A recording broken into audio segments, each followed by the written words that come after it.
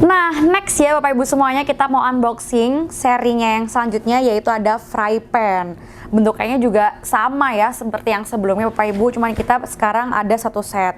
Di sini juga tertera beberapa jenis kompor yang bisa digunakan untuk memasak-masak, dan juga di sini ada keterangan dari produknya, itu terbuat dari apa dan kegunaannya untuk apa. Dan di sini juga sudah ada keterangan sertifikasinya Bapak Ibu ya, ada FDA, LFGB, dan juga pasti dia eco-friendly premium non-stick coating. Nah, kita buka langsung dalamnya seperti apa. Jeng jeng jeng.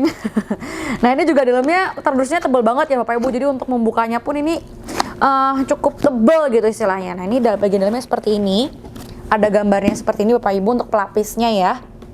Lalu ketika dibuka, dalamnya seperti ini. Dan untuk fry pan ini untuk diameternya ada 24 cm dan dia tidak ada tutupnya ya Bapak Ibu. Oke, dia langsung aja nih sama fry pan-nya. Gitu. Dan ada ini ya, pelapis dalamnya Bapak Ibu. Nah, kita buka langsung fry pan-nya. Wah, ini dia fry pan-nya.